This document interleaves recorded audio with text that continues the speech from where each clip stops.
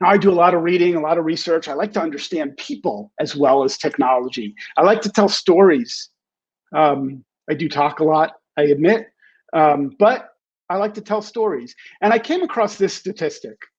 And millennials aren't even the youngest anymore. And again, watch the show Generation if you can. It's phenomenal. And just in the way that they communicate with their devices and texting and video and how they're consuming information and how they're staying connected to others, even when they're doing other things, it's fantastic. But 43% of millennials wish to contact customer service using their mobile. The only thing that should surprise you about this statistic is how low it is. And yet, when I was working with my bank, I get an urgent email that says, Dave, you've got an urgent message. So I open up the email, I open up the app, and I'm given this. It says, hey, if you want to send us a message, you've got to go to your computer. Now, there's a lot wrong with this. Among those things is I'm looking at my computer in my hand. It's my phone. That's my computer. And yet, even though 43% of the youngest consumers, which means longest lifetime value potentially, want to communicate using their mobile, this bank, one of the largest in the US, says, no, not for us. And even worse is the real truth is I got that message as a quote unquote notification on my watch. So I looked at it and there was a URL in there and nothing else. And there was nothing I could do about it on my watch. So I had to reach into my pocket, pull out my phone and open the message and look at the message. So there's, again, a lot wrong with that because I think of the thing on my wrist as my computer.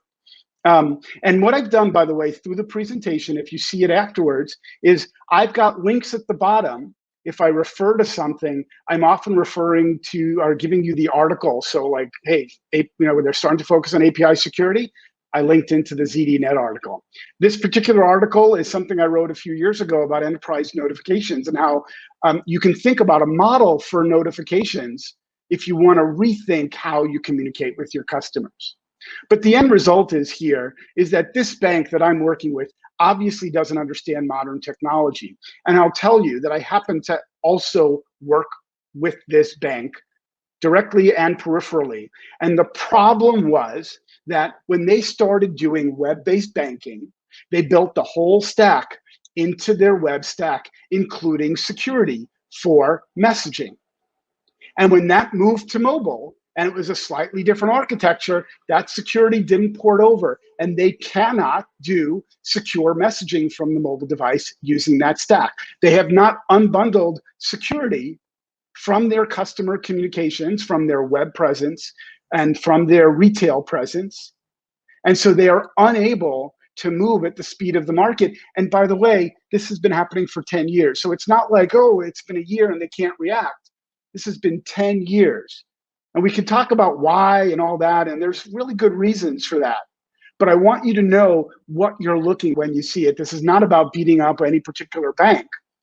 This is about using it as an example to understand what you're seeing. What you're seeing is security built into the application.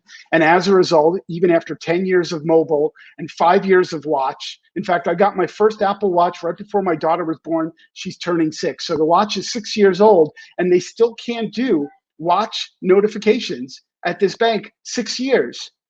So this is a really long time to not be able to pivot and adapt to a popular platform that your customers care about. And that's the problem that you face as you're thinking about APIs and how to participate in the modern world.